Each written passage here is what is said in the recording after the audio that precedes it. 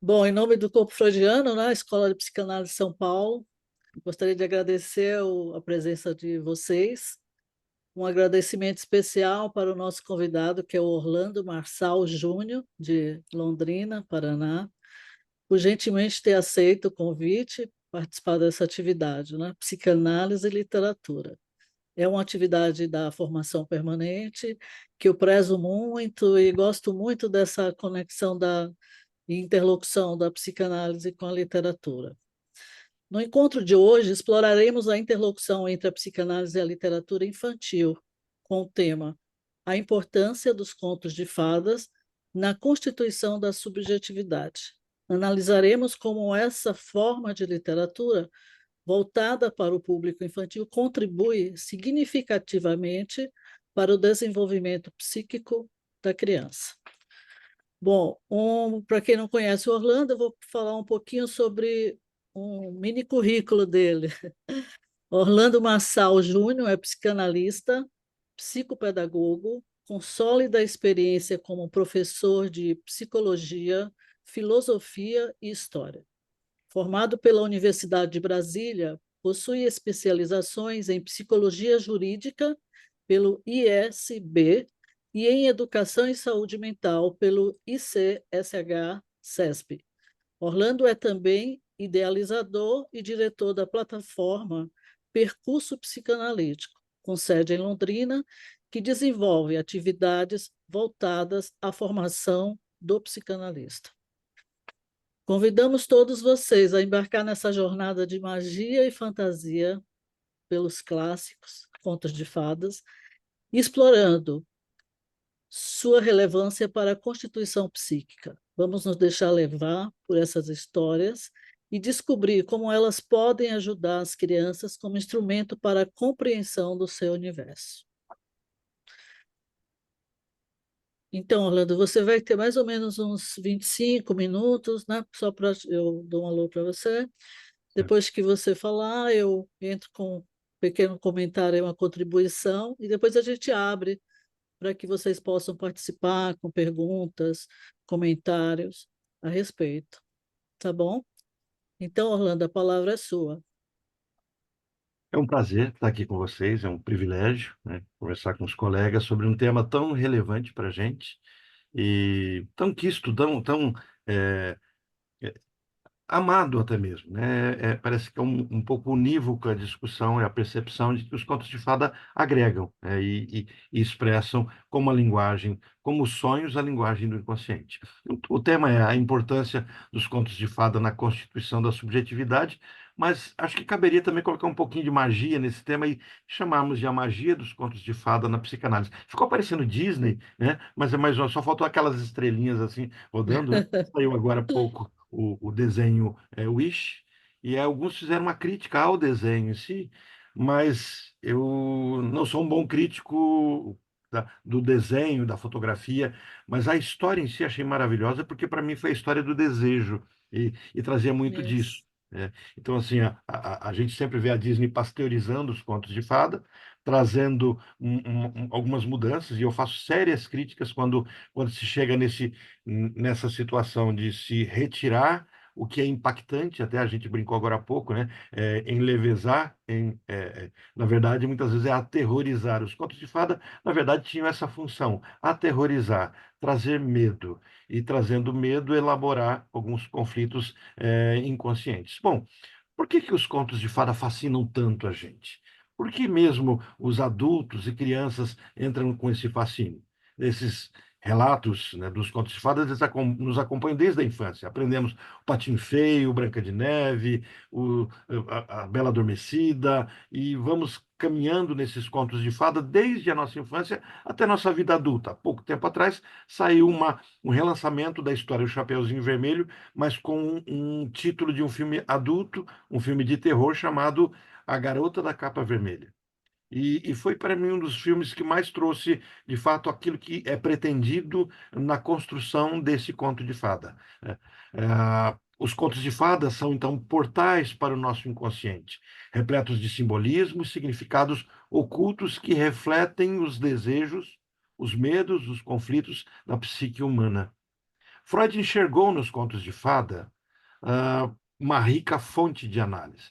Ele argumentou que, assim como os sonhos, e aí daí vem toda a nossa percepção, quando Freud faz essa comparação da forma como os sonhos expressam, os contos de fada fazem o mesmo. Da mesma forma como não julgamos os sonhos na questão tempo, espaço, lógica, os contos de fada estão libertos desses aprisionamentos que estão vinculados à nossa consciência. Ele argumentou que, assim como os contos, assim como os sonhos, essas histórias são expressões do inconsciente, permitindo que tanto crianças quanto adultos explorem seus desejos reprimidos e conflitos internos de maneira segura e simbólica. Vemos então, através das obras de Freud, que os contos de fada, eles são analisados sob a luz da psicanálise como narrativas que ajudam a estruturar o inconsciente. Em alguns encontros com outros colegas, eu sempre trago a seguinte afirmação: negar ao filho, negar à criança as leituras dos contos de fada é negar a essa criança que se tornará adulto ferramentas preciosas para a construção e defesa psíquica. Essas narrativas ajudam a estruturar o inconsciente, a internalizar normas sociais e lidar com o inquietante, com aquilo que nos traz de estranheza, existe de estranheza dentro de todos nós. Aquilo que, apesar de familiar, se torna perturbador, usando as próprias palavras do Freud. Os contos de fada, então, longe de serem meras histórias infantis, inventadas pela sociedade, por um grupo cultural, são representações ricas e complexas da experiência humana. E aí, quando um grupo social, quando um momento histórico resolve alterar o cenário construído por milênios, isso nos preocupa, uma vez que os contos de fada carregam não de algo construído num tempo, mas em todo o tempo da humanidade, e trazendo a própria noção freudiana, um processo tanto transgeracional quanto também ontológico. O conceito de contos de fada nos remete à discussão não das fadas como pessoinhas, como seres minúsculos e fantasiosos, mas como contos de um destino, como contos de uma história da qual nós não damos conta de ter controle. O ego não é senhor na sua própria casa. E nos contos de fada isso fica nítido. Os contos de fada são narrativas arquetípicas que exploram temas universais, como, por exemplo, o bem e o mal, a superação de desafios, a busca por uma identidade, a transformação pessoal. Eles foram originalmente concebidos para adultos. A gente muitas vezes tem a falsa noção. Isso começa ali com os irmãos Green, com outros personagens, Anderson, que começam a trazer isso com uma nova roupagem e pasteurizar, minimizar, retirar o agressivo. No entanto, eles foram concebidos para os adultos. Eram histórias de terror, contadas à beira de um fogão ou de uma fogueira, onde as crianças escondidas escutavam, transmitidas oralmente pelas mulheres da casa. Eram transmitidas de geração em geração. E cabia a essas mulheres fazerem essa transmissão. Foram concebidos para adultos, surgiram como histórias de fato, de destino, e acabava então dando sentido àquilo que era vivido por aquela sociedade. Em suas tramas, frequentemente marcadas por elementos mágicos e sobrenaturais, os contos de fada revelam um profundo compromisso com o conceito de destino, daquilo que eu estou marcado e obrigado a viver de forma trágica, podendo, em alguns momentos, me constituir como aquele que dribla o destino, como Teseu, que desafia o Minotauro, ou como qualquer outro personagem mítico tenta, como um Pedro Malazarte no Brasil, de alguma forma driblar o destino. Os contos de fada revelam compromisso com o conceito de destino, onde os personagens são levados a enfrentar provações que testam sua coragem, moralidade e a capacidade de transformação. Eles são essencialmente histórias de fato, destinos que desempenham papel central e inescapável. Nessas narrativas, os personagens frequentemente se encontram à mercê de forças superiores, seja da magia, da sorte ou a intervenção de seres sobrenaturais, como fadas, bruxas e ogros. Esse conceito de destino reflete a percepção humana da vida como um caminho repleto de provações inevitáveis, onde cada desafio enfrentado constitui para a formação do caráter e do destino final do herói ou da heroína. Embora hoje sejam predominantemente associados a essa literatura infantil, na verdade, ele nos traz dessa roupagem sombria, com aspectos morais complexos que vão refletir os desafios enfrentados por cada ser humano ainda adulto. Essas histórias não apenas entretinham, mas serviam para instruir sobre os perigos do mundo, as virtudes da resiliência, as consequências das escolhas. Originalmente, os contos de fada abordavam temas como morte, sexualidade, violência, traição, revelando a crueza da condição humana e a inevitabilidade do destino. Temas como incesto, como morte, como homicídio, parricídio, todos esses temas são tratados de uma forma aparentemente leve, mas com todos os requintes de crueldade do qual o ser humano é capaz. O lobo mau, ele simplesmente é atingido pelo caçador, que abre sua barriga, e de dentro da própria barriga, Chapeuzinho Vermelho e sua avó são retiradas. E dentro de sua barriga, como castigo, são colocadas pedras e costurados. Não há economia em crueldade quando se trata de lições morais. Com o tempo, os contos de fada passaram a ser adaptados a esse público infantil. Esse núcleo simbólico permaneceu, apesar de tudo isso. As narrativas ainda lidam com questões profundas e arquetípicas, utilizando o simbolismo para explorar o inconsciente coletivo. Na interpretação dos sonhos, que é um dos livros que a gente vai dar uma olhadinha daqui a pouquinho do Freud, quando se pergunta de onde ele busca os símbolos dos sonhos, ele diz dos contos de fada. Fadas, ogros, animais falantes, bruxas, personificam forças internas e externas que moldam o destino do personagem, criando uma conexão entre mundo imaginário e as experiências humanas universais. Os contos de fadas são muito mais do que simples histórias.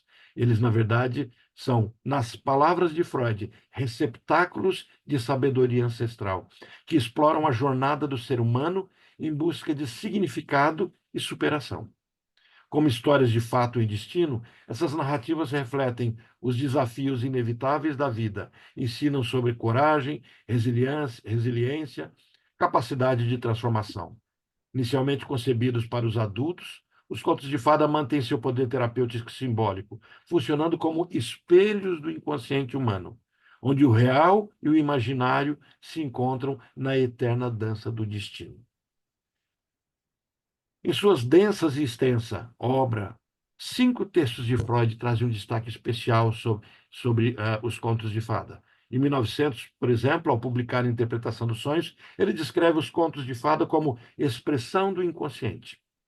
Na obra Totem e Tabu, tão renomada, tão mencionada, escrita em 1912 e 1913, ele propõe que os contos de fada auxiliam na compreensão dos tabus e das normas sociais. Interessante quando nessa investigação ele nos apresenta a construção do animismo e de um pré-animismo, algo muito anterior à religiosidade, ao conceito de religião.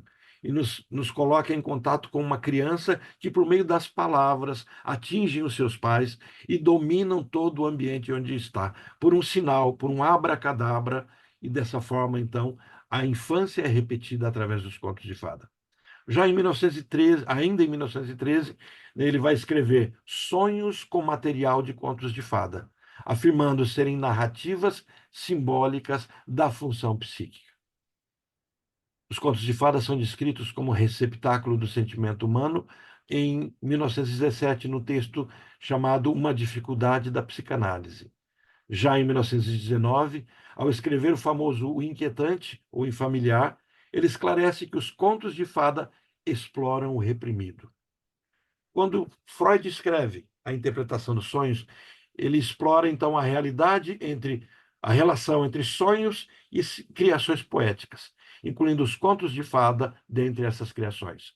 Embora o estudo se concentre essencialmente na análise dos sonhos, Freud faz uma conexão relevante ao destacar que tanto os sonhos quanto os contos de fada revelam desejos reprimidos e conflitos internos da psique humana. Para Freud, os contos de fadas operam de maneira semelhante aos sonhos.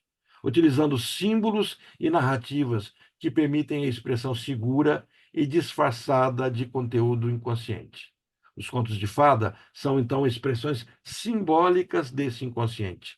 Ele considera essas narrativas simbólicas como sonhos que funcionam como uma ponte entre a consciência e a inconsciência, entre o consciente e o inconsciente. Eles utilizam os contos de fada, utilizam uma linguagem metafórica, povoada por personagens arquetípicos, para explorar questões universais da experiência humana, dilemas entre o bem e o mal, processo de crescimento pessoal, superação e desafio.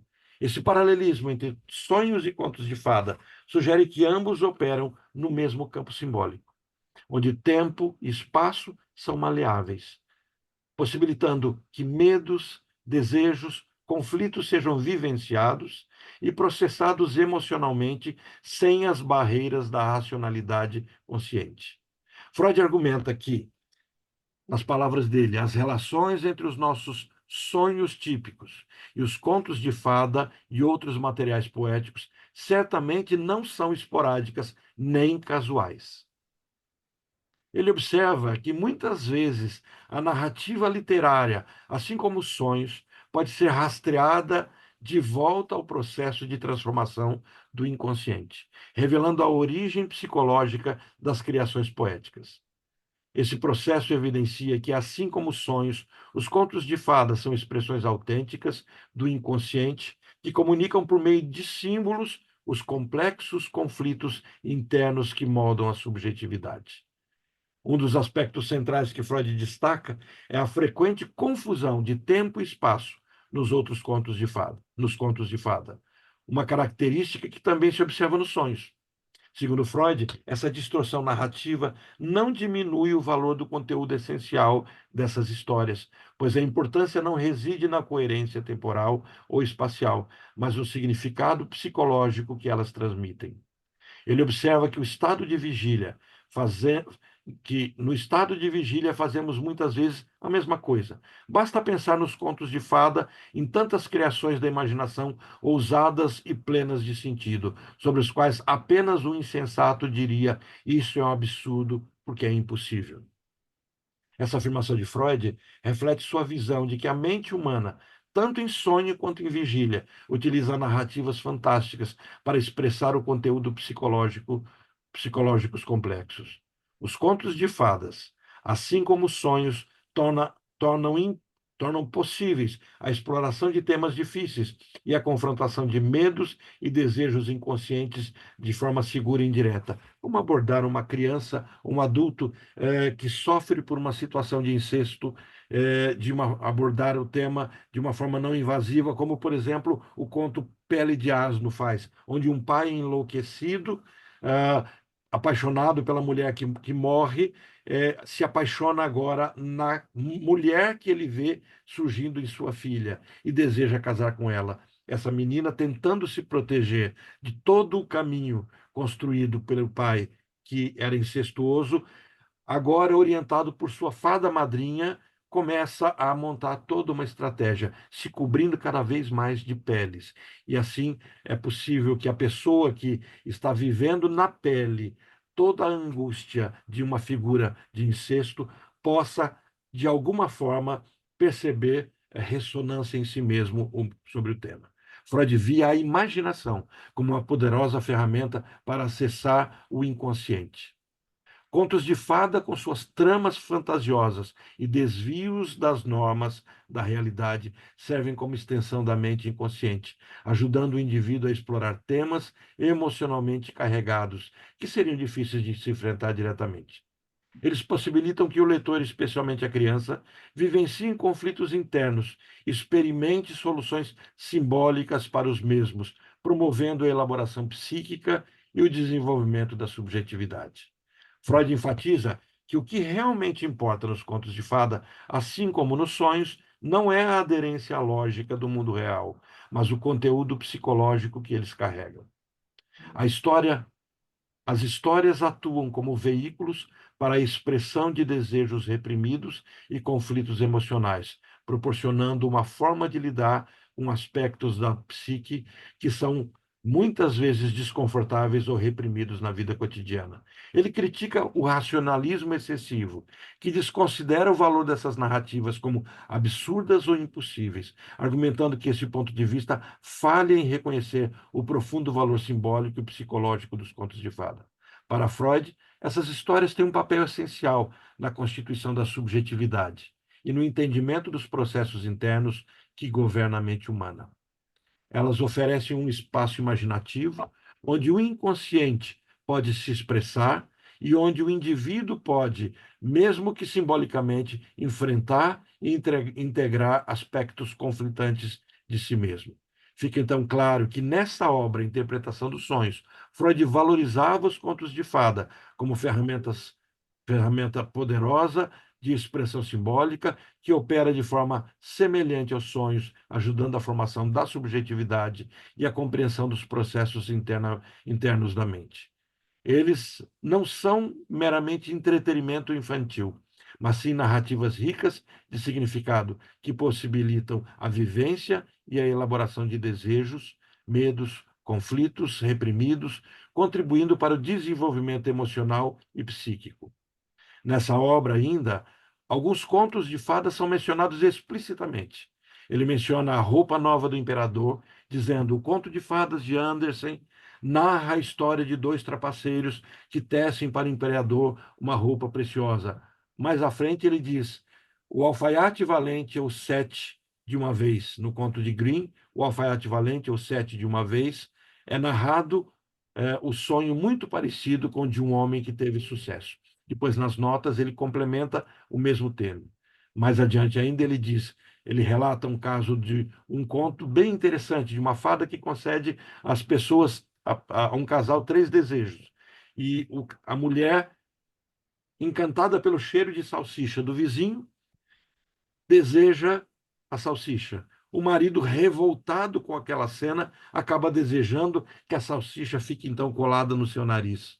Desesperados com aquela cena, o casal só tem um desejo a ter: que as salsichas saiam do nariz. Então, de certa forma, Freud começa com esse conto de fada a ilustrar que muitas vezes os desejos são antagônicos, se opõem e trazem um preço se forem realizados. Os contos de fada, então, como narrativas simbólicas, também são expressados no texto dele chamado Sonhos com Material de Contos de Fada. Ele reconhece a importância nesse texto, escrito em 1913, dos contos de fada como parte essencial da vida psíquica infantil, destacando o impacto dessas narrativas na constituição do inconsciente e na formação da subjetividade. Em sonhos como material de contos de fada, ele enfatiza que os contos de fada, ou contos tradicionais, como ele nos nomeia, possuem uma função psíquica fundamental. Interessante que quando ele traz o nome contos tradicionais, fica muito claro para a gente, na própria compreensão dos contos de fada, que as histórias com fadas não implicam em serem contos de fada. E muitas vezes vemos hoje histórias que contêm fadas, que contêm um mundo mágico, mas que não contêm os valores obtidos por meio dos contos tradicionais, transmitidos oralmente de família em família. Eles não apenas entretêm, mas ajudam a organizar. Essa abordagem é também explorada por Freud num caso clínico, a história de uma neurose infantil, mais conhecida como o Homem dos Lobos, onde ele descreve a cena do sonho do seu paciente, que faz referência direta ao material simbólico dos contos de fada. Freud observa que não surpreende que também a psicanálise mostre a importância que os contos tradicionais têm para a vida psíquica de nossas crianças. Ele argumenta que essas histórias muitas vezes assumem o lugar da própria lembrança da infância, transformando-se em lembranças encobridoras, que ajudam o indivíduo a lidar com as experiências emocionais de forma mais acessível.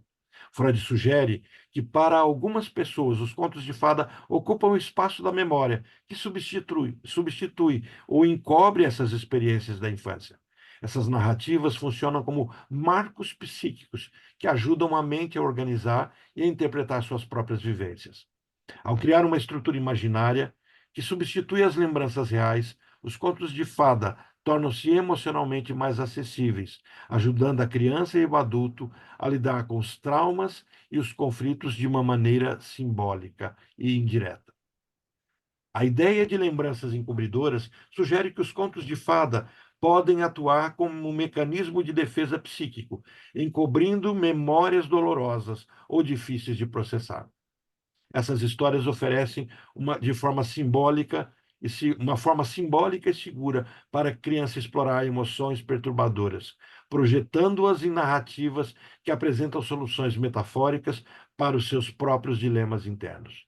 Assim, então, os contos de fada funcionam como escudo contra um impacto emocional de experiências que seriam traumáticas se enfrentadas diretamente.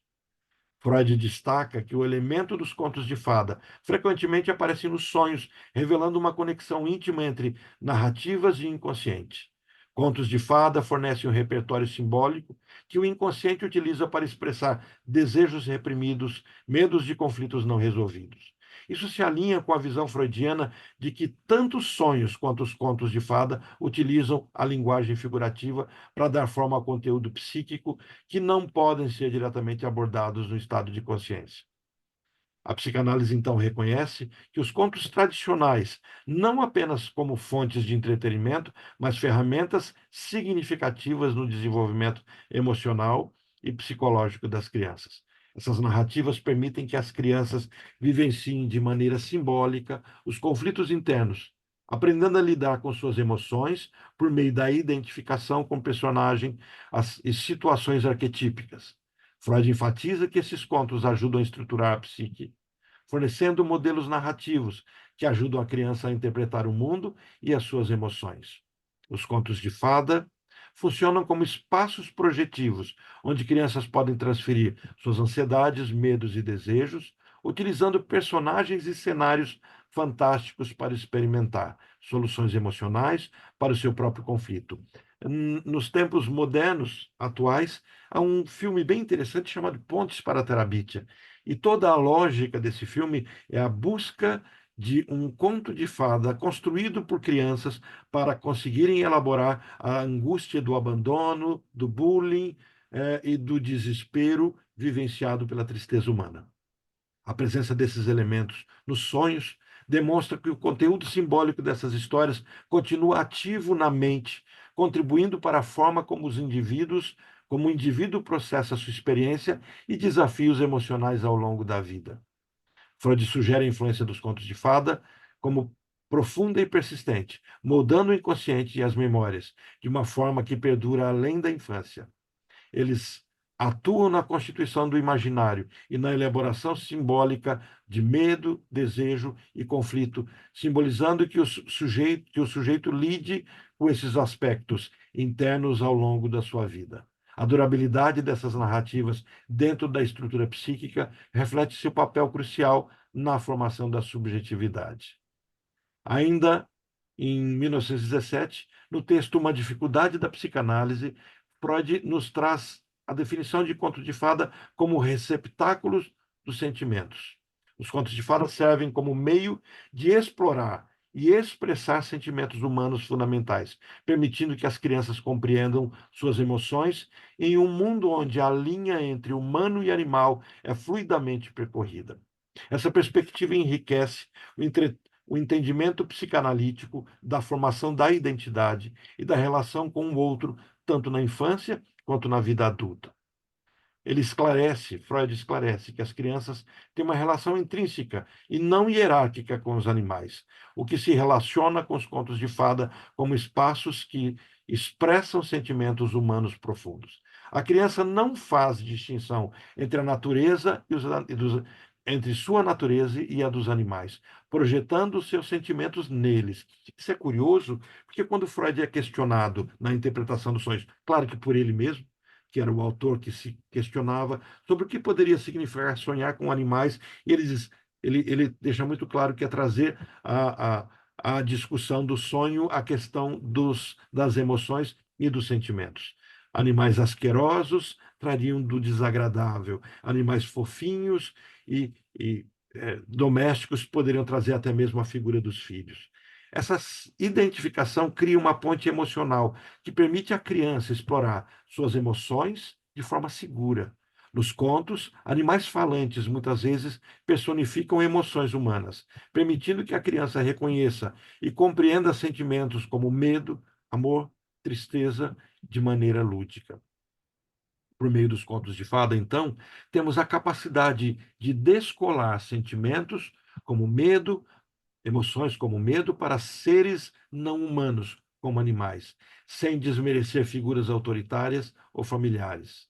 As narrativas muitas vezes apresentam personagens, animais que enfrentam desafios semelhantes aos humanos, refletindo medos e anseios que as crianças vivenciam em suas relações familiares. Um caso bem claro sobre isso é o Patinho Feio, onde trabalha exatamente essa sensação de não pertencimento, essa angústia humana de se reconhecer diante do outro. A mudança na percepção da relação entre o humano e os animais, à medida que cresce, leva a uma visão mais hierárquica e crítica. Essa transição pode ser observada na forma como as histórias evoluem com os adultos, muitas vezes vendo as narrativas de maneira diferente, perdendo a conexão intuitiva que as crianças têm com os seres humanos. A adultização traz uma visão de desumanização, onde os insultos são projetados utilizando as figuras dos animais, evidenciando-se um afastamento da empatia e conexão com a infância que a infância possui. Os contos de fada frequentemente exploram temas de aceitação e inclusão, permitindo uma reflexão sobre como a sociedade muitas vezes se distancia das qualidades mais puras da infância. Os contos de fada atuam, então, como espaço onde o sentimento humano se manifesta e é explorado de forma segura e acessível. Esses relatos proporcionam ambiente para a criança lidar com essas emoções. Um outro texto onde Freud também trabalha, discute algo sobre os contos de fada é O Inquietante ou Infamiliar, escrito em 1919, onde ele vai falar sobre o conto de fada como uma exploração do reprimido. No ensaio O Estranho, Freud analisa o conceito que se refere a algo que é ao mesmo tempo familiar e perturbador, pois evoca conteúdos reprimidos que retornam à consciência de forma inquietante. Freud identifica que os contos de fada frequentemente exploram esse conceito ao transformar o que parece ser inocente em algo ameaçador, permitindo que aspectos do inconsciente venham à tona. Narrativas como Chapeuzinho Vermelho, João e Maria exemplificam essa ideia de usar elementos que transformam a família em algo assustador, explorando o medo e a ansiedade que surgem quando o conhecido se torna estranho e ameaçador. Contos de fada, como espaços para o reprimido, são apresentados nesse texto, e oferecendo onde eles, os contos de fada, oferecem uma via segura para lidar com conteúdos reprimidos que seriam inaceitáveis na vida cotidiana. Como admitir desejos edipianos tão presentes numa criança, como também são presentes na história de Chapeuzinho Vermelho? Ao criar um ambiente narrativo que aceita o impossível e o mágico, essas histórias então permitem que desejos, medos e conflitos inconscientes se manifestem sem o peso das restrições da realidade. Os contos de fada, ao abraçarem crenças animistas, realizações de desejo e fenômenos sobrenaturais, estabelecem um espaço onde o estranho não é apenas permitido, mas se torna um elemento central da experiência narrativa. Freud esclarece, palavras dele, o mundo das fábulas abandona o terreno da realidade desde o princípio e toma abertamente o partido das crenças animistas, realizações de desejos, forças ocultas, onipotência dos pensamentos, animação de coisas inanimadas, que são tão comuns nos contos de fada, não podem ter influência inquietante nesse caso. Neste contexto, então, o estranho é liberado das amarras da lógica racional, permitindo que o inconsciente se expresse de maneira simbólica e indireta. Isso cria um espaço seguro para o confronto com o inquietante, que é normalmente suprimido da vida real. O estranho como o retorno do reprimido, então é apresentado nos contos de fada. Outros textos poderiam trazer essa mesma noção. E muitos contos de fada acabam de forma clara e nítida, expressando, quando analisados, toda a angústia humana. No entanto, temos um grande obstáculo no dia a dia: as escolas que resolvem trabalhar esse gênero literário como algo a ser explorado racionalmente. E ao contar e analisar racionalmente, podem comprometer aquilo que deveria acontecer de forma inconsciente. A criança precisa ouvir contos de fada e não aprender a interpretá-los. Sentir os contos de fada e não reconhecer a racionalidade ali contida e as cenas que podem ou não acontecer. Uma criança que está precisando se afastar de sua mãe e vivenciar sua sexualidade distante das questões edipianas, ao ler João e o Pé de Feijão, onde a mãe envia a criança para a cidade para vender a vaca e recebe como pagamento grãos de feijão. E ao plantar esses grãos de feijão, percebe o crescimento e o florescimento de um pé que se erige, né, de forma ereta, conduzindo a um mundo onde ele poderá derrotar um grande gigante, um gigante cruel, libertar a princesa que estava aprisionada por ele e, ao mesmo tempo, ser apoiada pela mulher desse gigante. Que cena edipiana mais clara poderíamos ter, mas ao mesmo tempo não tão invasiva. E poderíamos discorrer sobre todos os outros contos de fada, percebendo que a angústia humana, as questões edipianas, as questões existenciais estão contidas o tempo todo. E por último, em Totem e Tabu, escrito em 1912, 1913, Freud começa então a trazer os contos de fada como uma forma de se compreender os tabus e as normas sociais. A relação entre mitos e tabus e narrativas primitivas é um tema relevante em Totem e Tabu. Nesse trabalho, Freud explora como esses elementos estruturam o inconsciente coletivo e influenciam o comportamento humano. Os contos de fada, como manifestações culturais, desempenham um papel significativo na internalização de normas sociais e na compreensão de tabus, oferecendo à criança um meio simbólico para lidar com questões complexas como desejo de poder, rivalidade fraterna e transgressão de normas sociais. Nesse texto, Freud afirma que é inteiramente possível transpor a concepção psicanalítica obtida com a análise de sonhos para produtos da fantasia popular, como mitos e contos de fada. Essa transposição sugere que, assim como os sonhos, os contos de fada contêm significados ocultos que merecem interpretação. Freud argumenta que suspeitamos que tem o sentido oculto. Estamos alertas para as mudanças e transformações que encobrem tal sentido. Essa perspectiva nos leva, então, a considerar os contos de fada como narrativas que não apenas entretêm, mas também oferecem insight sobre a psique humana e os conflitos sociais. Os contos de fada podem ser entendidos como narrativas que estruturam o sujeito em sua subjetividade. Uma coisa mais prática e também fazendo essa conexão com a psicanálise, né? A psicanálise e a literatura. Vamos ver se ajuda, se contribui aí, porque a sua apresentação foi brilhante.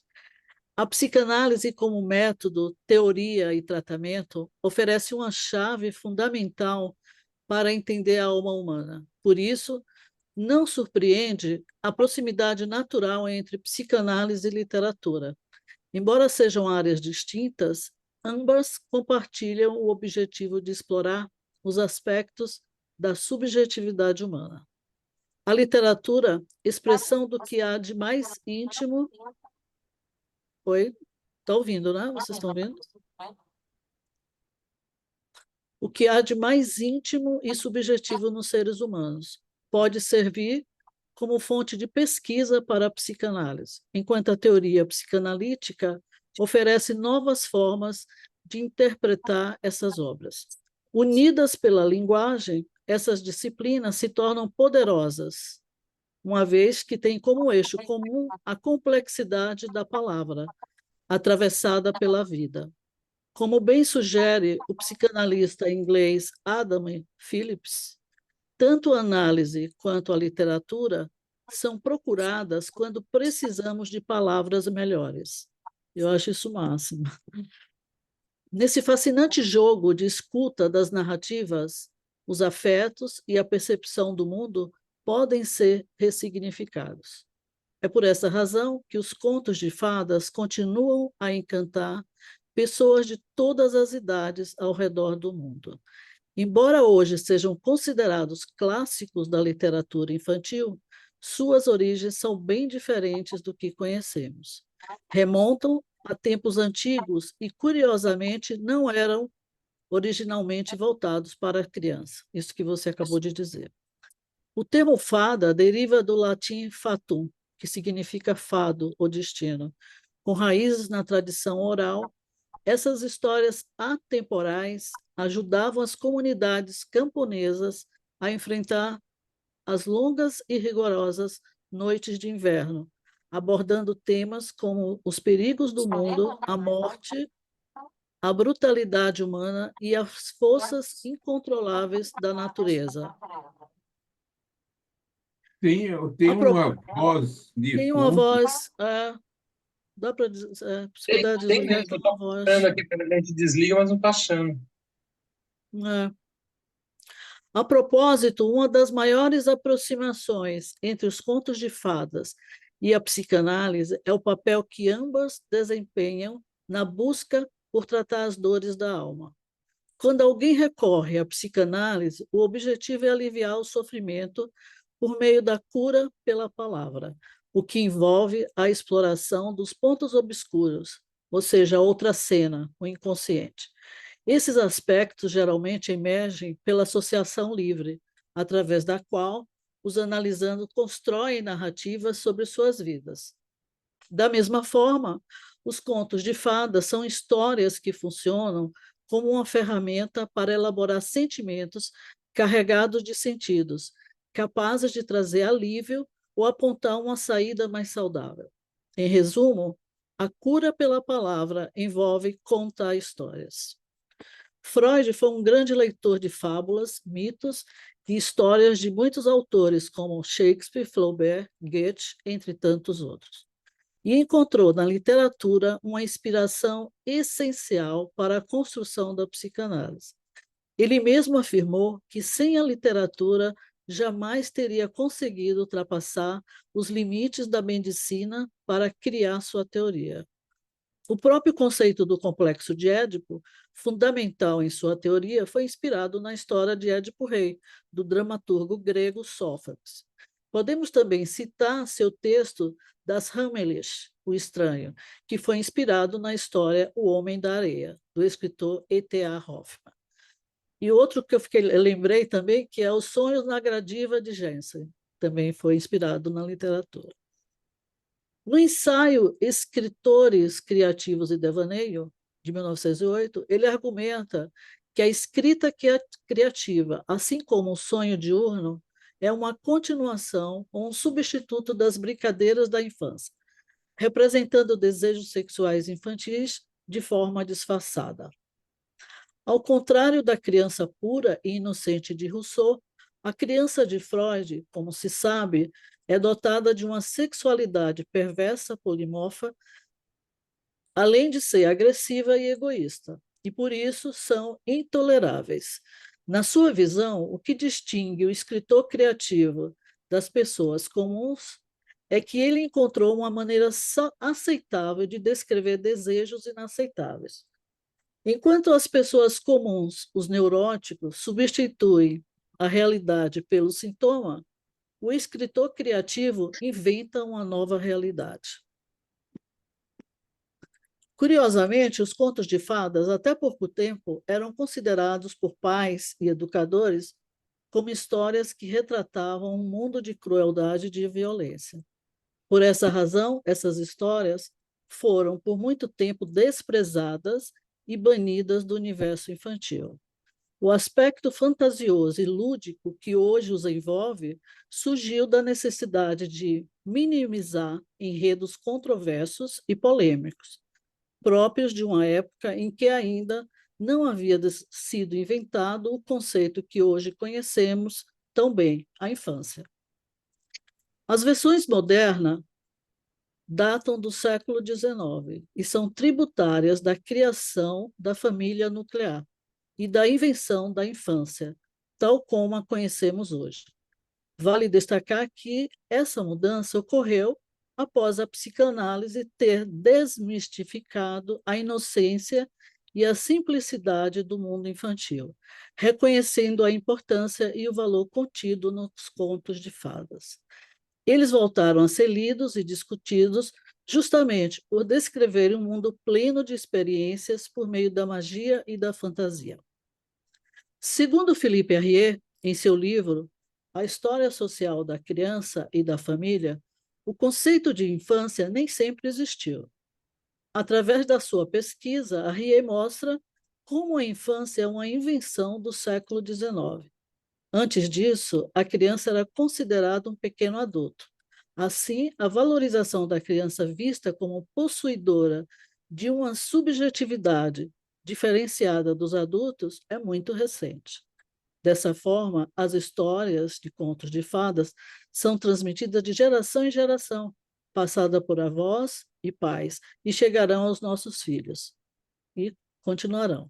Elas englobam fábulas, histórias e tradições orais, começando cedo na vida da criança, por meio do acalantos, cantigas de niná entoadas pelas mães. Bertenheim argumenta que para as crianças pequenas os contos devem ser contados. Isso que você falou, Orlando. Não lidos, gerando a ilusão de que o contador possui um saber mágico. Somente depois é dado à criança de ter um acesso ao livro, né, explorando as imagens. O Pierre Lafort, psiquiatra e psicanalista, destaca a importância dos efeitos que o conto de fadas provoca na criança que ouve. E essa interação cria e fortalece os laços entre o infans e o grande outro, no caso aqui a mãe. Nela, há ritmo, alternância entre presença e ausência, toque, afago e a voz que canta e encanta, promovendo encontros prazerosos que enriquecem o desenvolvimento infantil. Na esteira dessas conexões, podemos destacar que a maior contribuição dos contos de fadas em termos emocionais é a capacidade de fantasiar e imaginar, fornecendo refúgios necessários para a elaboração dos conflitos internos. Ao vivenciar cada história, a criança tem a oportunidade de lidar com seus medos, ansiedades, rivalidades e ódios. E seja ao vencer a rejeição, como no caso João e Maria, os conflitos edípicos como Branca de Neve, a rivalidade entre os irmãos, Cinderela, ou os sentimentos de inferioridade que você bem citou, Patinho Feio, né? Genial. Nesse sentido, os contos ativam as pressões exercidas por esses problemas, favorecendo a recuperação e incutindo coragem na criança, mostrando-lhe que sempre é possível encontrar saídas. E, finalmente, os contos consolam, e muito. O final feliz, que tantos adultos consideram irreal e falso, é uma grande contribuição que os contos oferecem à criança, encorajando-a a lutar por valores amadurecidos e uma crença saudável na vida. Esses aspectos estão contidos na linguagem subjacente dos contos infantis. A importância dessa história é grande, e os contos não precisam necessariamente cumprir a função de ensinar uma lição ou moral. Se ela apenas divertir e emocionar, já terá cumprido uma grande missão.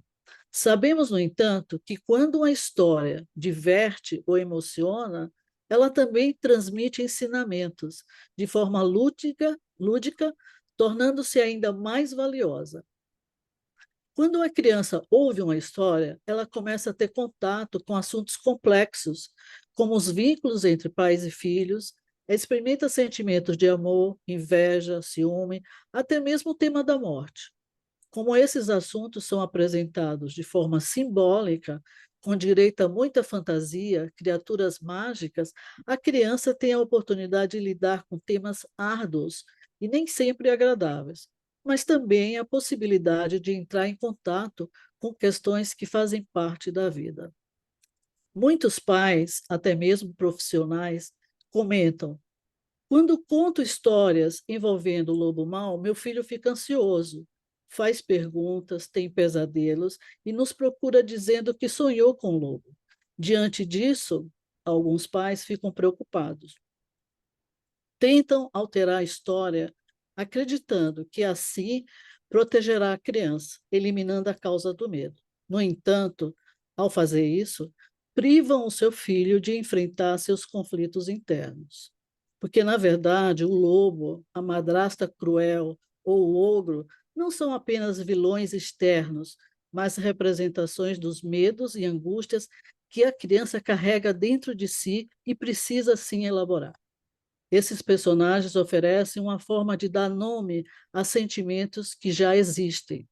Quando a criança passa de não conseguir identificar seu medo para dizer tenho medo do lobo, isso é uma conquista. Nesse momento, o importante não é apenas reconhecer o medo, mas valorizar a capacidade da criança de nomeá-lo e transformá-lo em linguagem através da história. A psicanálise mostrou que, na verdade, os pais temem que os filhos os identifiquem com bruxas, monstros e madrastas, e, em consequência, tornem-se cruéis e deixem de amá-los. Eles não percebem que o valor dessas histórias reside na possibilidade da criança vivenciar cada história, identificando-se com os personagens. Assim, sua agressividade é diminuída, e ela pode amar os pais de maneira até mais saudável. Essas histórias contribuem para um melhor relacionamento, desfazendo as fontes de pressão, agressividade, que, caso contrário, seriam direcionadas aos pais. É importante ressaltar que as histórias que começam na Terra do Nunca, era uma vez, ou em um país muito distante, ou ainda quando se refere a uma época em que os bichos falavam, deixam claro que não se trata do aqui e agora, nem tampouco da realidade do adulto, mas de um território fora do tempo e do espaço. Cabe observar que os contos de fadas são, em certo sentido, versões modernas dos mitos. Como muito bem observou Levi-Strauss, os mitos têm começo, conflito e fim. São maneiras de solucionar problemas e explicar as origens. É nesse momento que surgem indagações sobre temas como sexualidade e finitude. De onde viemos, quem somos, para onde vamos, de onde vêm os bebês? Então, contar história para as crianças é essencial para a formação de suas teorias sexuais infantis, fornecendo material para que comecem a fazer perguntas. Para concluir, os contos de fadas não apenas divertem e emocionam, mas também ensinam de forma simbólica com lições valiosas sobre a vida. Eles ajudam as crianças a se prepararem para o mundo e, curiosamente, nesse jogo fascinante de trocas, proporciona aos adultos a oportunidade de entrar em contato com os próprios afetos. Como bem disse Jean-Marie Sorré, o sujeito não se desenvolve, e por isso mesmo o sujeito não tem idade. Assim, todos nós, em qualquer fase da vida, podemos nos beneficiar da magia e da sabedoria contidas nos contos de fadas, que funcionam como ferramentas de elaboração dos conflitos internos, ao mesmo tempo que oferecem o escapismo necessário para suportarmos os nossos fantasmas de forma lúdica e libertadora. Obrigada. O MK é nosso? Apareceu. Oi? Baixo do corpo. É isso aí. Vamos agora abrir para vocês, quiserem comentar. É uma troca de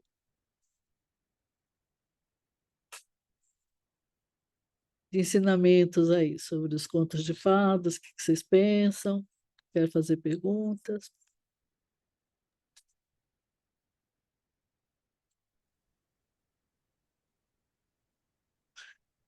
Oi, Tereza. E aí? Olá, olá, queria te parabenizar, Graça, a todos aqui, a todas. Agradecer, Orlando, a sua presença.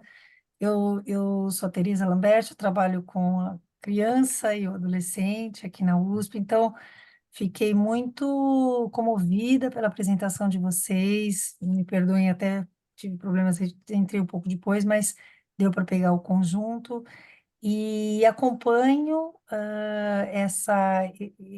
me alinho a vocês a essa importância estrutural na constituição psíquica.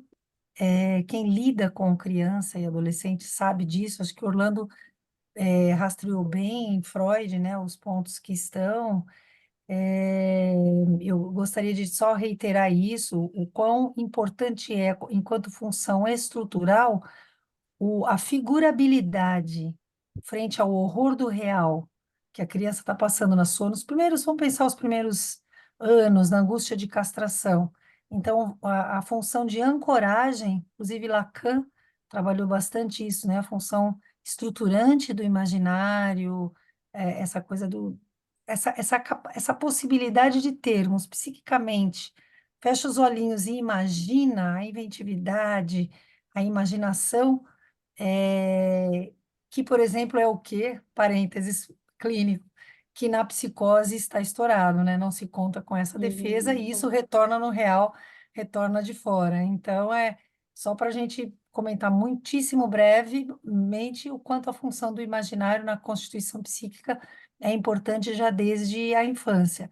Quem aqui tem criança em casa que não lembra daquela cena de terror da Branca de Neve, que tem a rainha, tem aquele jogo de luz, e a rainha vai virar uma bruxa malvada, né? Então, um ente querido de alta consideração e vai virar o mal. Então, o quão importante é essa figurabilidade? Acho que vocês tocaram muito bem nisso, né?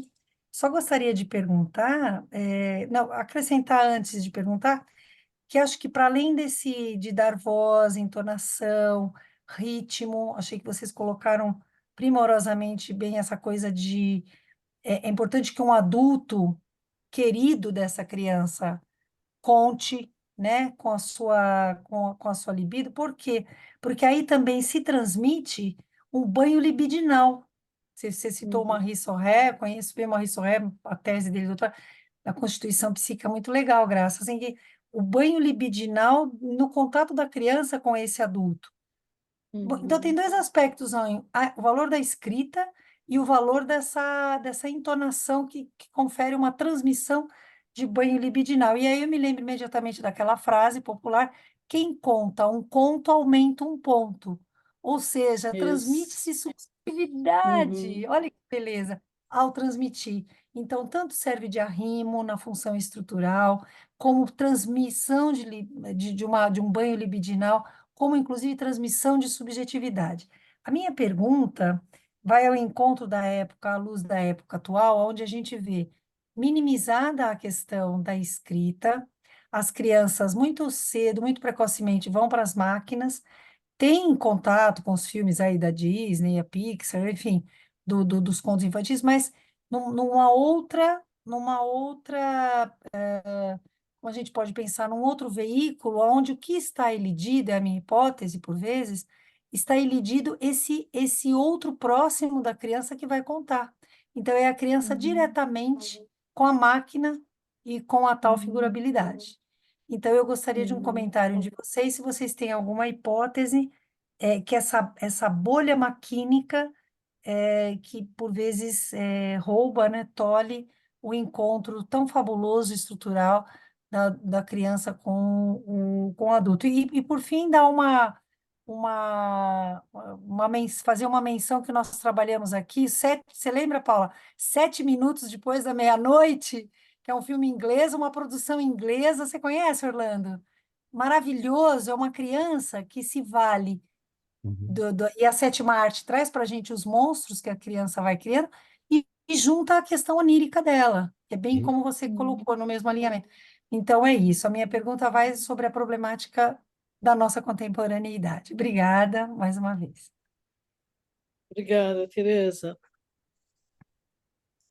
Pode falar, Ronaldo. Se acontecido eu cair, começou a cair uma tempestade aqui agora, a gente estava falando do calor, Ai, já ai, deu ai. 2 piscadinhas, mas se cair eu vou correndo e entro pelo celular e retomo na Uhum, aula, só para acontecer. Mas é interessante, Tereza, você colocar esse ponto, porque eu acho que isso perpassa aquela discussão de se a nossa modernidade ela tem capacidade de desconstruir o que está construído. Eu acho interessante, assim, fazendo uma leitura é, de uma forma bem genérica de Freud, quando ele diz assim que a nossa constituição humana não é a partir da nossa própria história, mas ela é anterior à nossa própria história. uhum, Ela é filogenética, ela é passada como se fosse uma genética. Então, muitos desses contos já estão dentro de nós. E a criança, ao escutá-los, ela simplesmente os realça.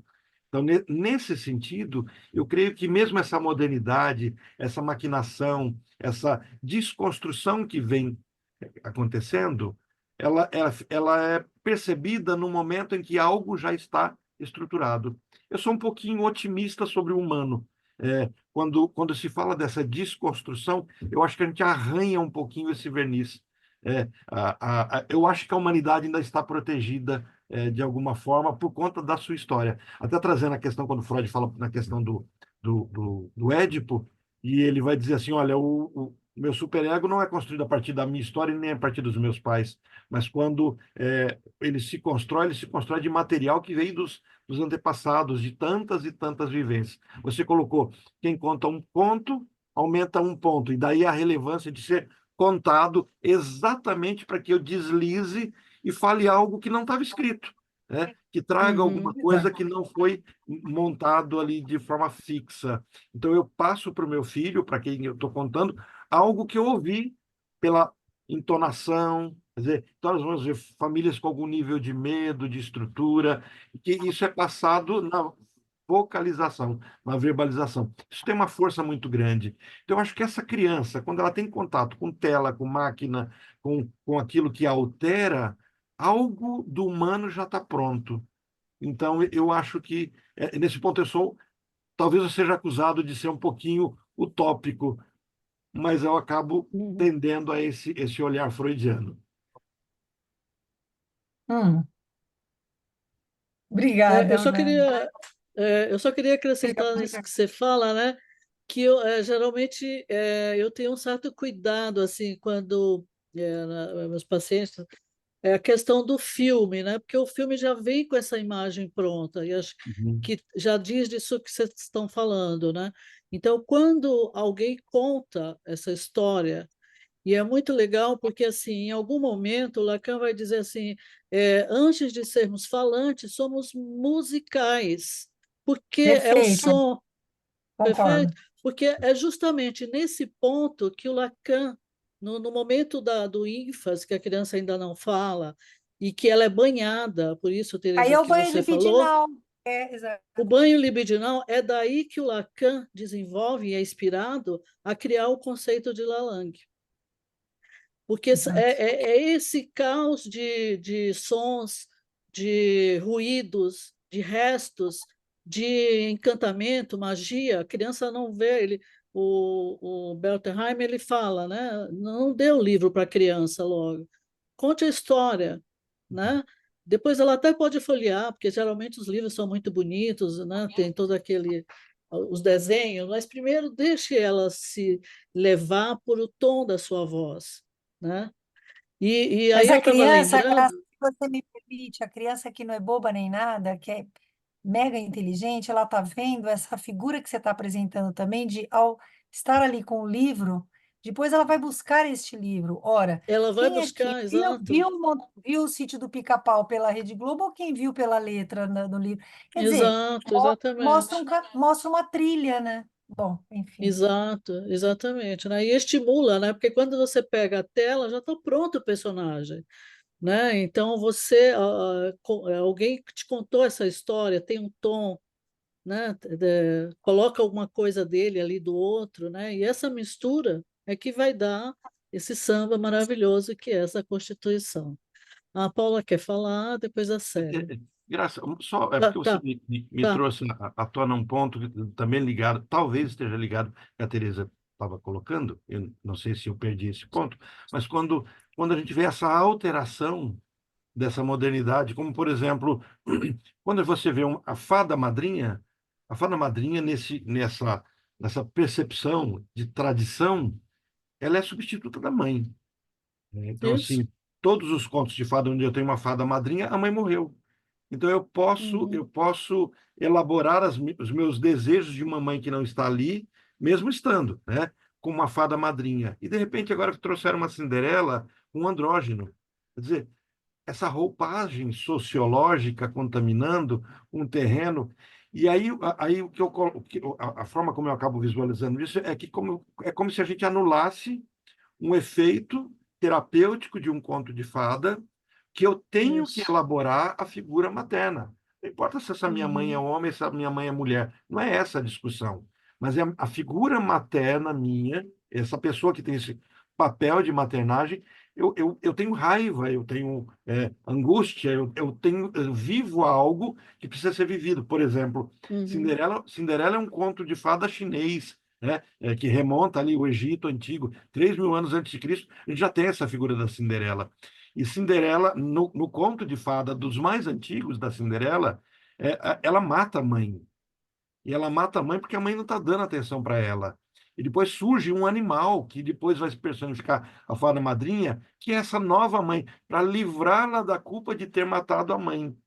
Então, assim, a criança que em algum momento tenha sentido raiva pela mãe naquela infância, a questão edipiana, a inveja, todo aquele caminho, agora no conto da Cinderela, ela dá conta de se perceber diante de uma fada madrinha que não é aquela mãe que a abandona. E a abandona por conta das irmãs. Porque daí entra a figura da madrasta, essa mulher que uhum, vem e cuida das próprias filhas. E a Cinderela, agora temos um conto que trabalha a figura da mãe. Trabalha. Agora, se você, aí você vê a Disney pegando transformando as irmãs que são más, no conto da Cinderela, e precisam ser más, em pessoas legais, né? Podem ser uhum, humanizadas. Você vê uma série maravilhosa. Eu maratonei a série, mas assim faz um desserviço em alguns pontos desse, que talvez seja esse ponto que você acaba trazendo dessa modernização, né? Que é o Once Upon a Time, né? Once Upon a Time eles tentam uhum, trazer todos os contos de fada, mas recontando eles e justificando os vilões. Quer dizer, você não tem mais vilão. Os personagens mais maléficos não são tão maus, eles foram abusados, molestados. Quer dizer, isso socialmente falando é lindo, dá para, né? Só que tira totalmente a força do que o conto de fato quer fazer. Então, aí esses uhum, contos de fada, de certa forma, são anulados naquilo que eles poderiam fornecer, né? Mas uhum, aí a saída ainda, eu entendo que deve existir algo dentro desse sujeito que, nos momentos das crises traumáticos, ele dá conta de buscar do arcabouço da humanidade, do pai, do avô, do tataravô, que também escutou contos de fada. uhum. Legal. Paula? É curioso que eu ia falar justamente do Once Upon a Time, do Era Uma Vez, que eu assisti na época que lançou, e que eu acho que a grande sacada era ver personagens que eu conhecia em lugares que eu não conhecia. E aí, Orlando, que eu fico pensando assim, um pouco no rastreio da fala da Teresa, eu era uma criança que tem uma história aí familiar de que eu pedia para minha mãe contar uma história e eu queria que fosse sempre a mesma, só que ela inventava a história. Então eu falava, não, mas não é assim, ontem era do outro jeito, na hora de dormir, bem pequenininha. Chata, mas que tem essa coisa que eu acho que é saudável de botar o furo no outro, né? Que a gente fala lá disso, que tem o lugar da repetição, do entendimento.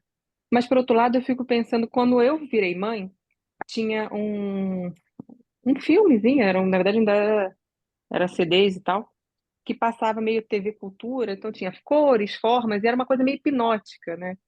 E aí tinha sempre um aviso: assista junto com seu filho, não deixe na televisão, não sei o que. Isso, meu filho já é adolescente, meu primogênito.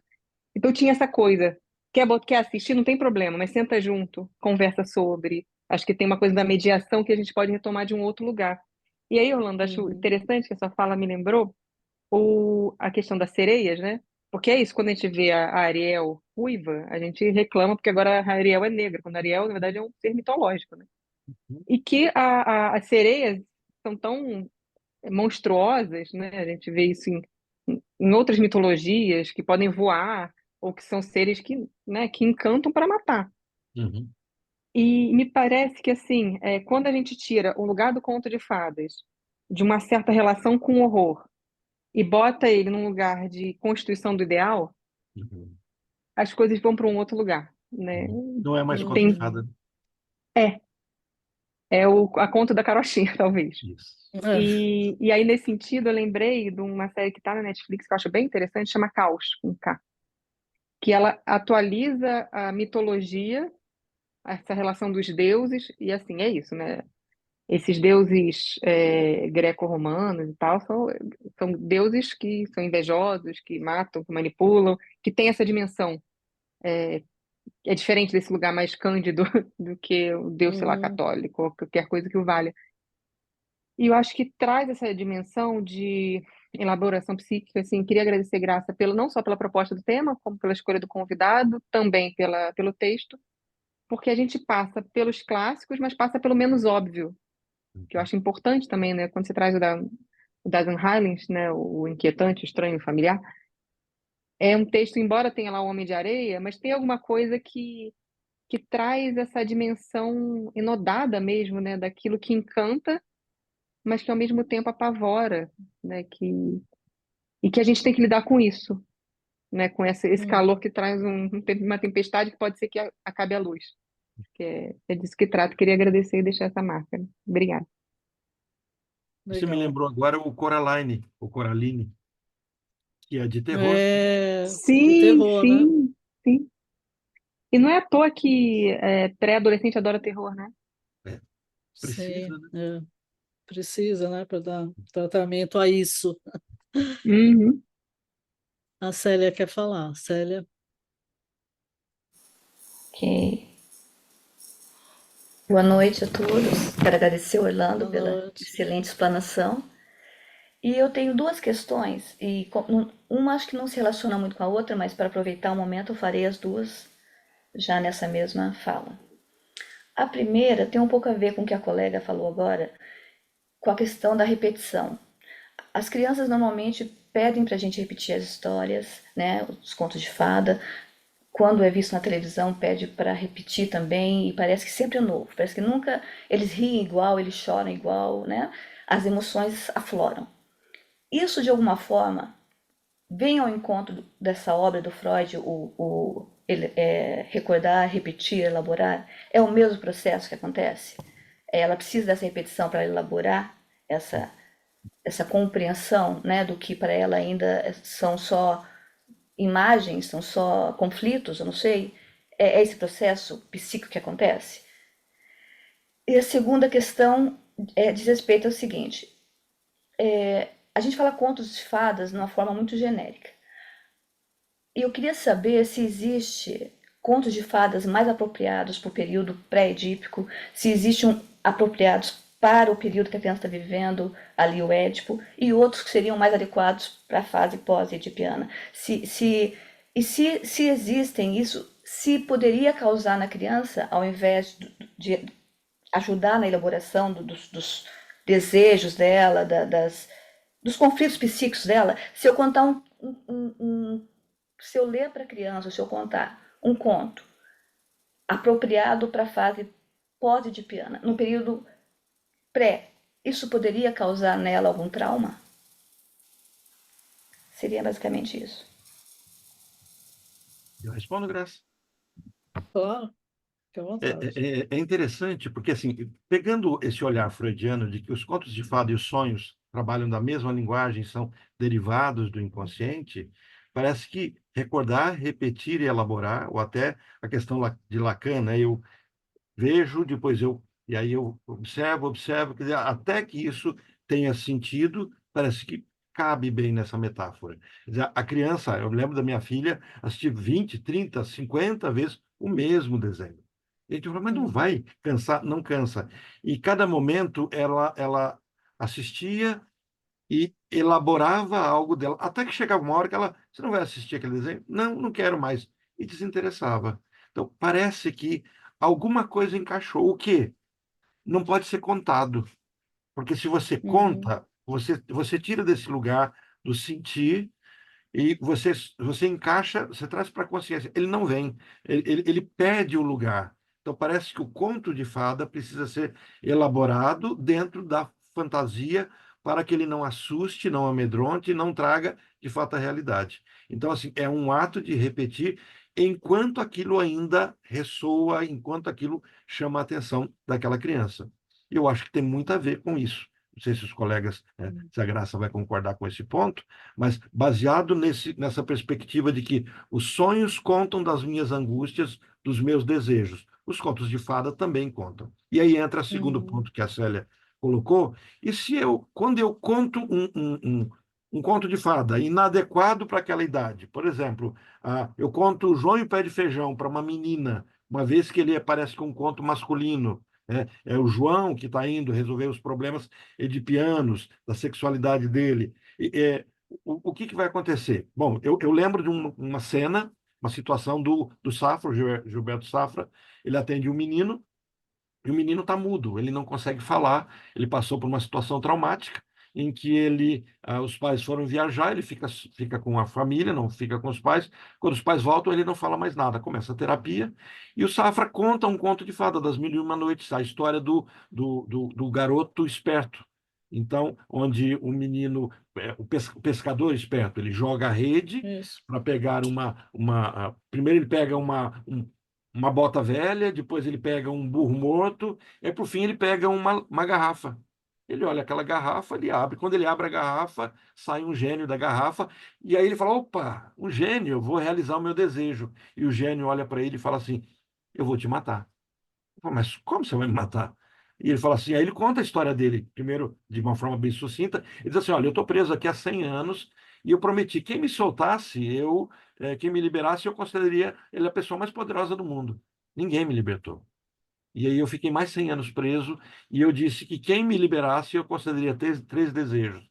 Ninguém me liberou. Aí então eu disse, olha, quem me liberar, quem me soltar, eu vou conceder um desejo. Ninguém me liberou. E aí eu disse, quem me liberar, eu mato. E você abriu a garrafa. E aí, esse conto de fada, aí vem Célia, exatamente o ponto que você está colocando. Esse conto de fada normalmente é contado para aquela criança que está sofrendo com o adulto, é o gigante, é o gênio, e ele precisa ser mais esperto com o gênio, porque o menino, o pescador fala assim: você estava nessa garrafa? E o gênio fala: estava, e vou te matar. Assim, você não estava, você está mentindo para mim. Olha o seu tamanho, como é que você cabe nessa garrafa? E o gênio fala assim: eu estava nessa garrafa. Não, você é um mentiroso. Para de me enganar. Você estava escondido aí. Então, no que eu me distraí, você apareceu. O gênio falou assim: eu vou te mostrar que eu estava aí dentro. E entra, o pescador tampa a garrafa e joga de novo no rio. Então, o que se esperava é que o menino falasse assim: nossa, como ele foi esperto, alguma coisa assim. E o menino olha para o Safra e fala assim: coitadinho do gênio. Ele voltou a falar. Ali ele voltou a falar. Então, assim, percebe?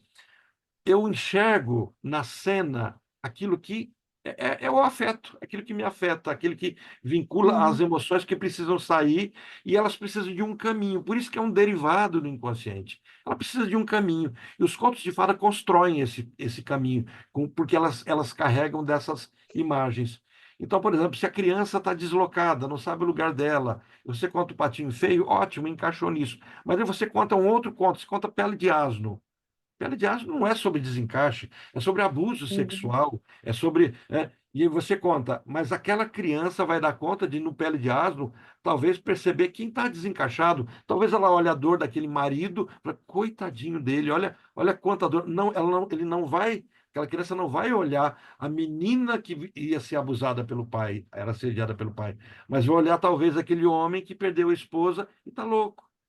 Então, assim, a criança enxergará no conto de fada aquilo que ela precisa enxergar, e não aquilo que a gente empurra para ela. Isso me lembra Freud, quando Freud, num dos textos dele, ele diz assim, ele fala assim, e se eu sugerir, se numa sessão eu disser interpretar o sonho de forma que não é real. Quer dizer, a minha interpretação não é verdadeira. Freud diz assim: não tem nenhum problema, simplesmente o sonhador vai recusar. Então, ele recusa a ideia de que a gente influencia algo que já está subjacente, está implícito no próprio sujeito. Quer dizer, o que fala mais alto do que o externo é, de fato, o nosso desejo. Muito bom, isso mesmo, né? E eu Obrigada, Jana. incluiria ali, e eu incluiria aí a questão do tempo, né? Precisa, né, elaborar, né? É, Que aí você até tocou aí no Lacan, os os quatro tempos tempos, né, Dani? lógicos, Os tempos lógicos. os tempos lógicos, é um instante de ver, o É, tempo para compreender e o momento de concluir. E aí é, é de cada um, a singularidade, né? perfeito. Muito bom. Tereza. Ai, eu gostei muito da colocação da Célia. Célia, aparece aí, põe a sua carinha. Porque a Célia fala assim: como é que é? Tem essa coisa de conto para tal idade? Eu lembro de uma passagem fabulosa que eu vou contar para vocês. Assim, bom, primeiro que eu acho que tem um fio fino que a constituição psíquica não é para além do pedagogizante, é para além do normativista, do Uhum. desenvolvimentista. Tem os tempos que a Graça está dizendo, mas eu vou contar uma passagem para vocês assim, no colégio, um colégio de alto padrão aqui de São Paulo, Edgar Allan Poe. Quem aqui já leu Berenice? O que é Berenice? É um conto de terror que o Isso. Egeu, o rapaz, está para se casar com a Berenice. Berenice fica doente. A única parte saudável dela são os dentes. Enfim, ela é enterrada. Posso dar spoiler, né, pessoal? Todo mundo leu. Pode. Já fiquei Gente, curioso. história de A gente literatura conhece. quinta série, Célia. Porque as questões do real é o sexual e a morte, que o inconsciente não tem representação psíquica. É disso que se trata. Bom, enfim, ali é a questão da morte. Pois não é que a Berenice, o moço lá, o funcionário lá do Egeu, do noivo, fala assim: estou escutando gritos, a Berenice está viva, para ela está se mexendo no tom. Criançada leu. Era uma professora PhD com doutorado na USP de literatura. A criançada passou mal, muitos tiveram que ir para psicoterapia, foi o forró bodó no colégio. E aí o colégio se responsabilizou em fazer rodas e rodas de conversa. Olha que interessante, Orlando, para dar espaço de palavra para que houvesse uma subjetivação, porque caiu Uhum. pesado. E caiu pesado de um tanto que até os pais ficaram mobilizados. Que é isso? Esse colégio aqui está enxertando trauma na cabeça. Mas olha que história. Essa historinha, né, que eu estou contando para vocês, que interessante, o quanto que o campo da educação tem que ter essa sensibilidade também, essa interface Isso. com a literatura e com o que transmite e com a constituição psíquica. Eu acho que nada contra transmitir os contos, mas expandindo a temática e propiciando sempre, garantindo sempre um espaço para conversa sobre aquilo, né? Espaço de palavra. Sei que foi muito Muito interessante. bom. Berenice. Quem quer conto de terror? Berenice do Edgar Allan Poe. Nossa, e é o que mais ele tem, né? Conto de terror. Cada um pior do que o outro. Ah, Mas você vê, Fala. Tereza, o que é interessante é o quanto essa pasteurização está enfraquecendo as pessoas. As crianças tribais escutavam esses esse contos. impacto, né? Esse impacto, né? Eu até ontem, com um grupo, eu estava comentando ontem, quando eu era criança, com 11 anos, eu visitei a casa do meu primo no sítio, e na hora de dormir, só meninos assim no quarto, os meninos de 11, 10 anos contando histórias de terror, e foi quando eu descobri a famosa pisadeira. Até eu estava falando com um grupo ontem sobre isso. A pisadeira, não sei se vocês já ouviram falar da pisadeira, é um monstro que te mata sufocado. A pisadeira é angústia. Ela mata, ela aperta o seu peito, né, e te sufoca. E aí os meninos contam, não, tem que dormir logo, que se não dormir, aí todo mundo contando a pisadeira. E todo mundo dormia. Eu me lembro que eu cobria a cabeça e nunca que eu saía debaixo do cobertor com medo dessa pisadeira. Então, assim, eu me lembro, cidade pequena dos meus avós, eu vindo da quermesse, e aí um coleguinha falou assim, cuidado, em cima daquela árvore ali costuma ter lobisomem. Nossa, eu passava correndo nessa árvore. E assim, e a gente dava conta no dia Tem a seguinte, loira do banheiro, tem a a loira do loira. banheiro. É, Todo esse terror. Agora, eu tenho certeza que esses meninos que ficaram em choque com Berenice devem ter assistido Annabelle, devem ter assistido It. é, é, É Percebe? verdade. Então, existe algo de subjetivo no conto que mexe com eles e dos quais eles não deram conta. Entra a questão freudiana, o que é o trauma, senão aquilo que eu não dou conta porque eu não tenho força suficiente para aquilo. Então, nós estamos Isso. desempoderando, porque agora não pode mais falar que o gato, que a dona Chica matou o gato, não pode mais cantar Uhum. nananana, que a Cuca vem pegar. A gente vai encolhendo e transformando, aleijando essa geração, e eles não dão conta de enfrentar um não. Uhum. Porque É não tem a verdade. figuração dos monstros, né? Né? Exato. Exato. É. Os monstros são fofinhos. Monstros S.A. Olha que lindo que eles são, né? Tudo Uhum. fofinho. É azul, com pelinho bonito, brilha no escuro. São os nossos monstros. Exato. Alan, Olá, bom, a discussão está ótima, eu entendo pouco dessa. Vocês ficaram doutores em contos de fada, então, mas eu estava me lembrando de um que teve muita influência, que é Max e Moritz. Não sei se vocês conhecem. É do Bush. São dois meninos que fazem maldades o tempo todo. Tipo, passa uma velhinha por cima de uma pinguela, eles vão, olham, ela vai fazer as compras e eles então rapidinho pegam um serrote, corta o que está sustentando, os paus que estão sustentando, para quando a velhinha passar de volta, ela cair no rio, perder tudo que ela comprou, quebrar todos os ovos dela, e eles caem na gargalhada com a maldade que eles fizeram. Aí eu fico pensando nisso, se isso também, isso é dos 1865, esse livro do Max Moritz, que se tornou um best-seller na Alemanha. Esse tal de Bush era um poeta, escritor, e foi traduzido para o português. Eu vi na casa de um amigo outro dia, grande, assim, com todas essas histórias, uma pior que a outra. Veja só, será que está no inconsciente do mundo alemão para ter tanto sadismo, autorizar tanto sadismo? Porque depois a gente vai ver que, por um lado, a gente pode pensar isso como um momento de elaboração dos impulsos sádicos, mas também pode ser uma espécie de gatilho para Reiteração. para levar isso a vias de fato. E sadismo, agora a gente vê nos Estados Unidos aquele menino de 14 anos que pega lá, fuzila 7, fere 15. O que estava se passando na cabeça dele? Contos de fada.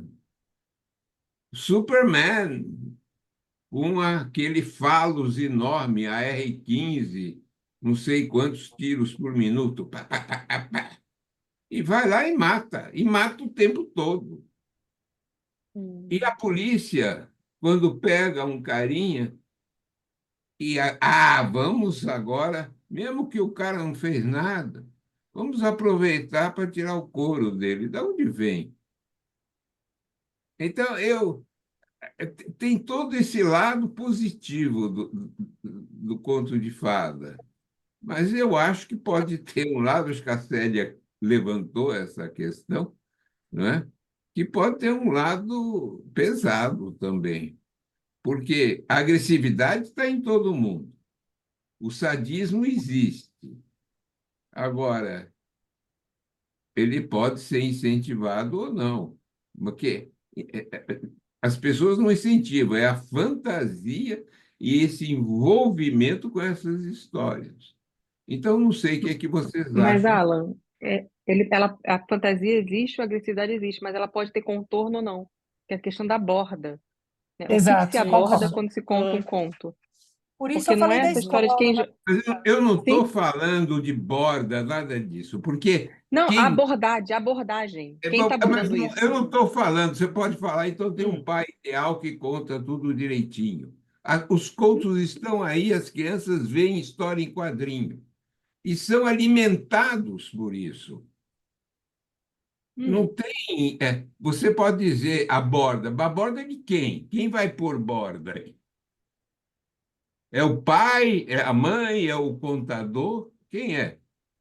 A questão, pelo que eu estou entendendo do que foi feito, falado pelos colegas até então, até nas discussões, é que existe nessa relação com o conto de fadas, nesse lugar que está sendo trazido, ele é mediado. E aí, Isso. essa mediação pode ser pela cultura, ela pode ser pelos pares, ela pode ser por alguém que ocupa a função materna ou paterna, mas que é diferente desse lugar que que eu tenho, eu não sei se conto de fadas é aplicado a Marvel e suas derivações, sabe? Acho que é de um outro lugar que isso De fala. outro. Mas eu acho que Mas eu não sei, eu quero ouvir os colegas. Max Moritz faz. E toda criança lê, independentemente de pai querendo ou não. Era que nem historinhas sexuais, que hoje em dia tem pornografia, pode ver à vontade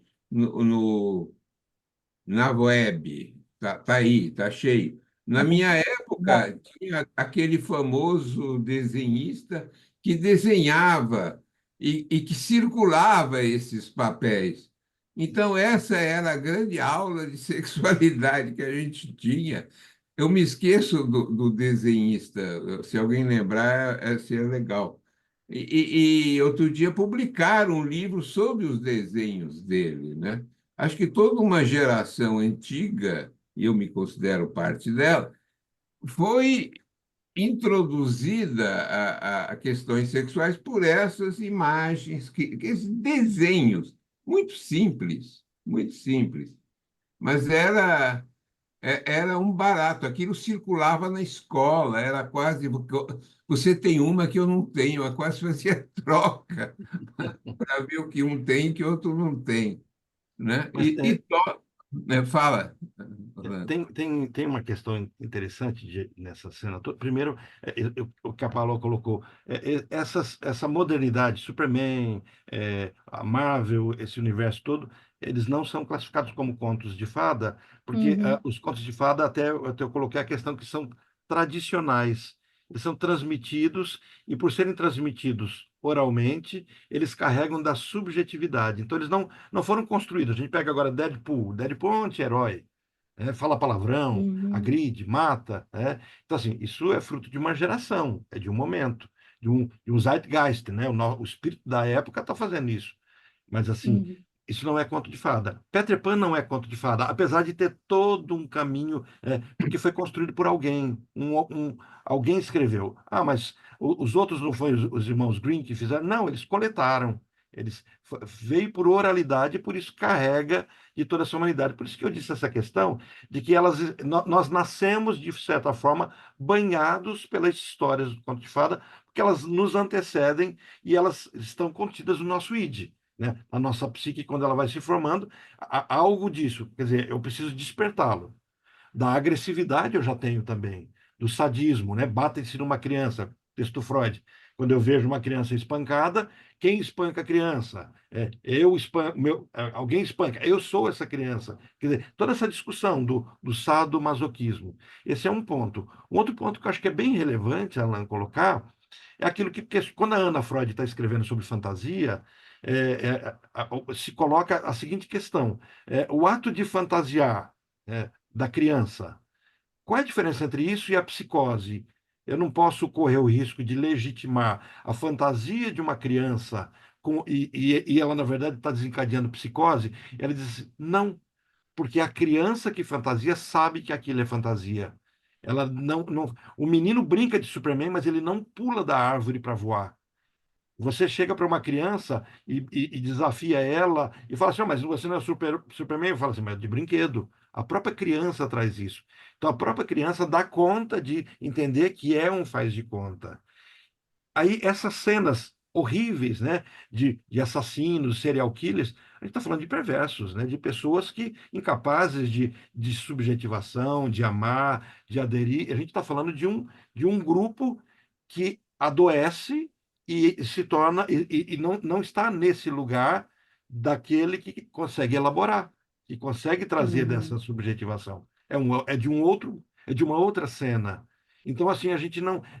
O conto de fada, se está dentro, não ressoa, porque não há eco ali dentro, é oco, é incapaz de ver o outro como alguém do qual ele apenas goza sobre ele. Quer dizer, a gente tem uma psicose, uma perversão está acontecendo. Agora, numa normalidade, a sociedade dá conta de se resolver por meio dos contos de fada que estão contidos no arcabouço. Por exemplo, eu, adulto, na altura da minha idade, ao enfrentar um problema, aquela realidade conhecida quando criança, elas funcionam como imagens que agora confrontadas com cenas atuais, elas simplesmente criam aderência. Quer dizer, eu consigo visualizar valores que já foram implantados em mim e agora só criam match, né? Velcro, se agregam. Então, nesse sentido, eu acho que não caberia a crítica a essa percepção de que os contos de fada têm uma função terapêutica e estruturante. Porque a gente está falando de pessoas que nem o Édipo se estruturou neles. É, eu não sei se é uma visão muito otimista, sabe? Talvez. Eu sou mais pessimista, dado. É porque esse Max Moritz é de 1860 e faz parte de todo. Não sei como foi criado, se foi ele que criou, mas aquilo virou um best-seller.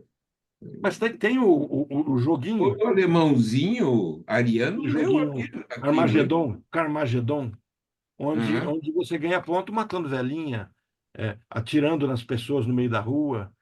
Assim, os meninos jogam isso hoje.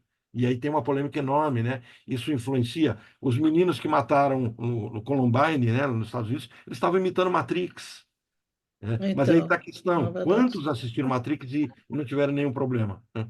Eu Uhum. maratonei Matrix, né, os três. E aí saiu o quarto, assisti também, né? Mas Muito Mas talvez legal seja essa otimismo. discussão. é, Ah, eu, é uma questão difícil essa, porque também há uma questão: qual é o limite do conto de fada, do não conto de fada, como você define, exato. e se o próprio conto de fada tem algo a ver, eventualmente, com. Porque, afinal de contas, por exemplo, o ódio está aí, né? Até o Lacan cita o Santo Agostinho quando diz: eu vi uma criança olhando a Uhum. mãe, não sei, a mãe dando de mamar para outra criança, e aí eu vi o ódio que estava na cara daquela criança.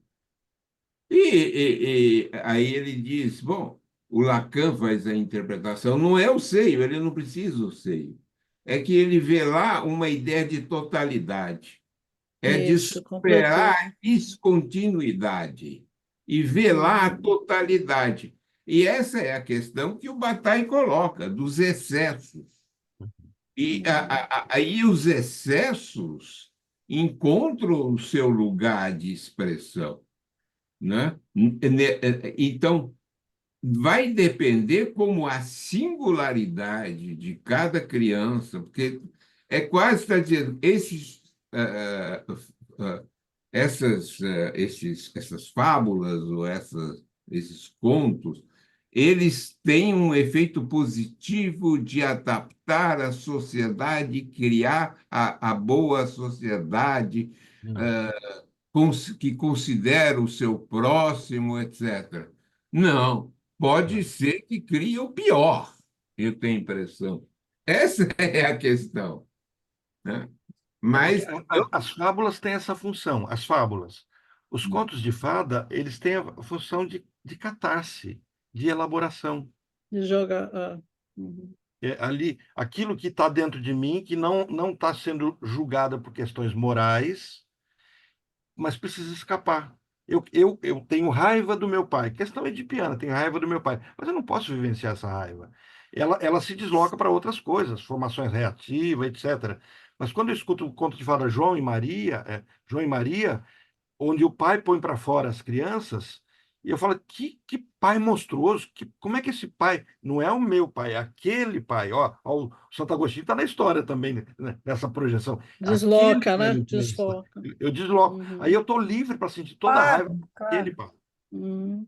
Bom, mas Cria quando narrativa, cria possibilidade narrativa, Cria a Alan, mas não é possibilidade, garantia, porque exatamente. não é Não garantia, é. é uma figurabilidade. Agora, tudo que se Isso. transmite é Isso. furado também. É, Uhum. É como a gente está aqui dizendo, a maldade, a crueldade, ela também passa, mesmo que Ela seja é do ser catártico. humano, né? E vocês falavam da estrutura, você falava, Orlando, o perverso, a criança perversa, até você falou assim, porque estamos aqui falando da normalidade. O Lacan, no seu último ensino, ele vai dizer das três estruturas, é da perversão. Sempre vai ter a forclusão, né, ele fala forclusão estrutural da linguagem, ou seja, uhum, sempre vai Uhum. faltar, sempre vai furar, sempre Uhum. vai ter algo que cai e escapa. Sempre vai ter esse Isso. traço perverso, mesmo no sujeito cidadão comum lá, mas onde vai estar possivelmente é desejável que seja reservado ao seu construto com sua borda fantasiosa, e vai ter o que deliberadamente Exatamente. vai exercer isso no laço social. Eu acho que são nuances, mas sem pôr uma onipotência na transmissão dos contos, porque não é disso que se está dizendo, né? Uhum. é, Exato, porque a de novo. fantasia aí, no caso, ela barra esse gozo, né? O gozo Uhum. nocivo, o gozo do real. A O fantasia Alan faz está falando da barra isso. Verloilon, né? Está falando da Verloilon, da É, denegação, né? Alan, de um isso. destino estrutural já ali, né? Mas enfim. Bom, gente, o papo está super bom, muito Ai, que legal. legal, né? Vamos... Muito bom, né? Foi uma viagem, viu?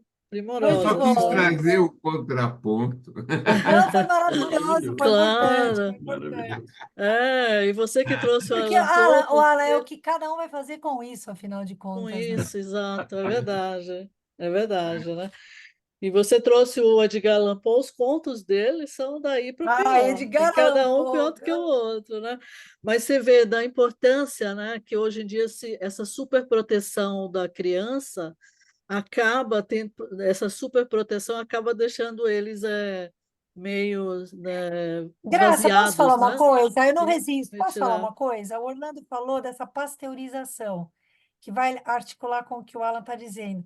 Quando o recalque é muito radical, quando é forclusivo, quando é mais que deixar a coisa embaixo do tapete, mas forclui de modo muito radical, o retorno é muito violento.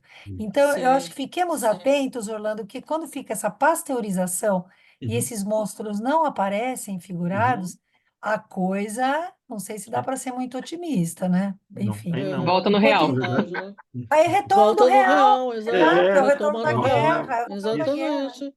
Aí E, é é, ferro, e é ferro com ferro, não tem a cartilagem que Exato, protege. O real não dói. tem, exatamente. E por isso negar isso à criança, porque a gente vê assim exato. aquela cultura de alguns pais falam, não vou contar conto de fada, conto da caronchinha para o meu filho. Não, meu filho tem que aprender do que é real, a vida é nua e crua.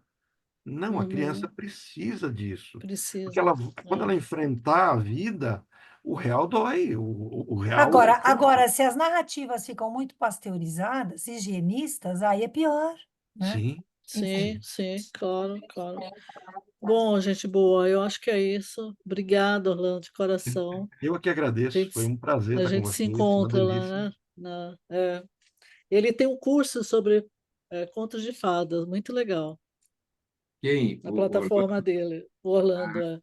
Olha, passa pra Eu gente espero aí. que a temperatura caia um pouco em Londrina, Ah, porque tá chovendo, é uma tempestade agora. que sorte, hein? Nossa, Porque, bom, contanto que não inunde, porque ou vai seco, vai inundação. A Hoje aqui, temperatura agora baixou para 27 graus. puxa, Nossa. você melhorou, falou que melhorou, estava Estava hein? com 40, 40. Estava 40. 40. Estava Eu 40. já não aguentei 35 aqui em São A gente Paulo. não, a gente bateu 37, Alan. A gente bateu hoje 37. Meu Deus. Nossa. Por isso que eu senti tão mal.